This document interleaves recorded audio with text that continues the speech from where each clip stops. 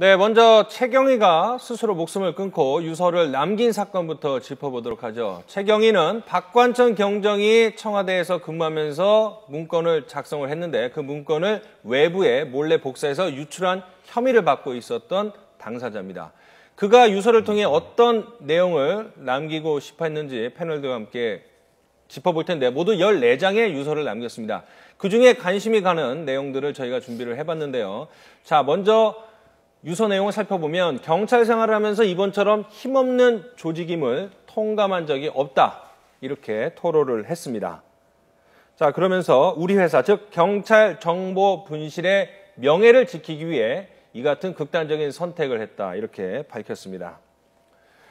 자, 힘없는 조직의 서름을 토로를 했는데 이것은 조직에 대한 어떤 반감인가요? 아니면 검찰 수사에서 검찰 수사가 경찰의 잘못으로 몰아가려는 것에 대한 항명인가요?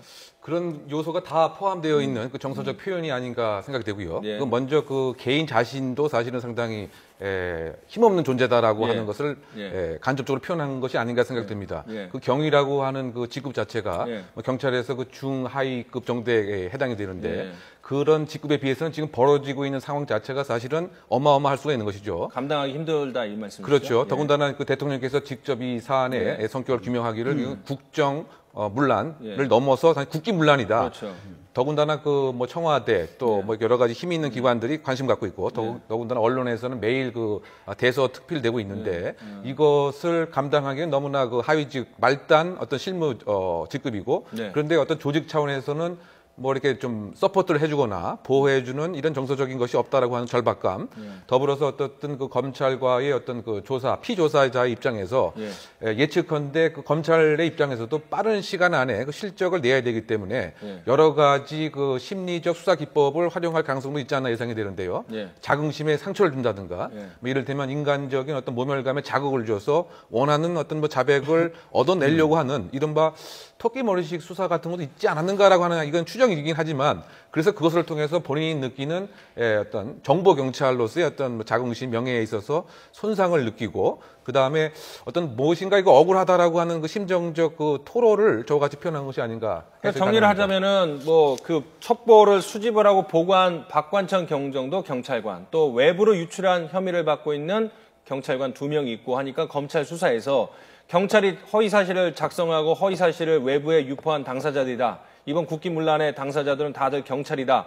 뭐 이렇게 몰아가는 듯한 그런 분위기에 최경희가 불만을 느끼거나 견디기 힘든 상황이었다. 이렇게 본다 이 말씀이시죠? 그렇죠. 뭐 지금 당장은 이제 영장이 기각됐기 때문에 뭐 집에 돌아갈 수 있었는데 재소환이 지금 하루 남겨둔 시점이었거든요. 사망한 전날이. 그래서 이제 다시 재소환이 되면 지금 상황 봤을 때는 더 이상 영장을 기각되지 않겠다라는 판단을 아마 했을 것 같습니다. 그 심리적 압박이 상당했을 것 같고 검찰이 이제 뭐 퍼즐 맞추기라는 얘기를 하거든요. 검찰이 조사하는 과정을 봤을 때 본인도 뭐 경찰이기 때문에 더 이상 다음에 조사를 받으면 더 이상 좀 빠져나가긴 어렵겠다라는 생각을 한 것 같고 또 검찰의 조사 과정에서 뭐 열 몇 시간 조사를 하면서 뭐 모욕감이라든지 뭐 자긍심 얘기를 했는데 뭐 그런 수사 기법을 통해서 다음에는 이제 더 이상 나의 어떤 존재감이나 자존감이 무너지겠다. 그래서 애가 지금 중학생 뭐 초등학생 있다는데 애를 두고 자기가 먼저 간다는 거는 엄청난 결정을 해야 되는 부분이고 그 부분에서는 뭐 경찰의 명예도 있겠지만 한편으로는 더 이상 이제 피할 길이 없다라는 그런 심리적 어떤 포기감 이런 것도 있었다고 생각이 듭니다. 이게 검찰 수사 과정에서 우리나라 이제 좀 사망자가 많은 편이거든요. 자살자가.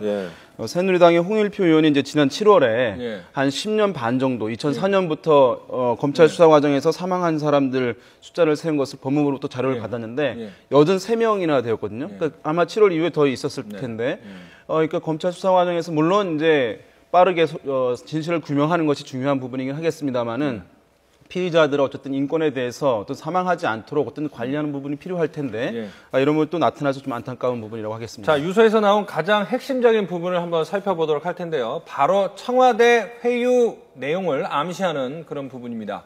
한경희한테 이야기를 하는 부분인데요. 힘들어 마라.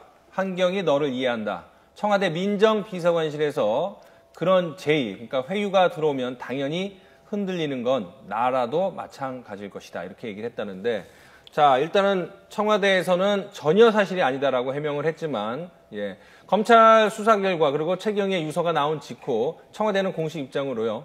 한경희를 민정수석비서관실에 그 어느 누구도 접촉한 사실이 없고 제안도 없었다. 이렇게 서면 브리핑으로 어제 밝혔습니다.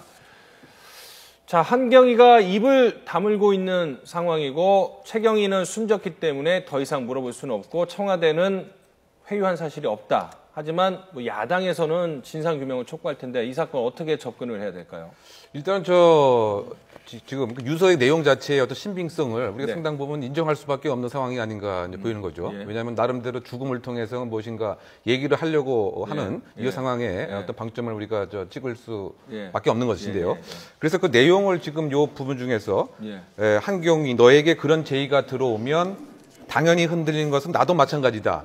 이 얘기는 한경희가 흔들렸다라고 하는 것을 이 최경희가 알고 있다는 이런 얘기란 말이죠. 그러면 그 얘기는 구체적으로 그 한경희가 이 문건 유출 사건에 관해서 진술한 내용 자체가 사실은 거짓인데 어쩔 수 없이 외유성 어떤 그 압박, 회유 때문에 이야기를 할 수밖에 없었다. 즉 본인을 지목한 그 부분에 있어서 나는 뭐 이해를 한다. 뭐 이런 식의 그 표현으로 봐야 된단 말이에요. 그러면 형의 얘기를 또 우리가 보면은 형이 무엇인가 이것은 퍼즐을 맞추려고 하는 것으로 동생이 나에게 얘기를 했다. 뭐 이렇게 봤을 때는 사실상 이 사건 그 전체를 일정한 그 틀에 의해서 뭐 청와대가 이끌려고 하는 그와 같은 것을 해석할 수밖에 없는 것이 만약에 저것이 사실이라고 한단 말이죠. 그 비슷한 맥락에서 봤을 때도 그 오모 행정관도 7인 후에 관한 사안에 있어서 그 확실한 성격을 규명하기 위해서 최종적인 서명까지 요구했던 그와 같은 것도 사실은 비슷한 맥락으로 볼 수가 있는 것은 아닌가라고 볼 수가 있는 것인데요. 그래서 결국 이제 이 사실 자체가 정말 사실이라고 한다면 그야말로 이건 또 다른 국면으로 치닫는 아주 중요한 뭐 증폭적인 사안이 될 수 있는 가능성이 있지 않나 보입니다. 유서에서 가장 중요한 부분이 이 부분인데 사실은 둘 중에 하나인 거예요.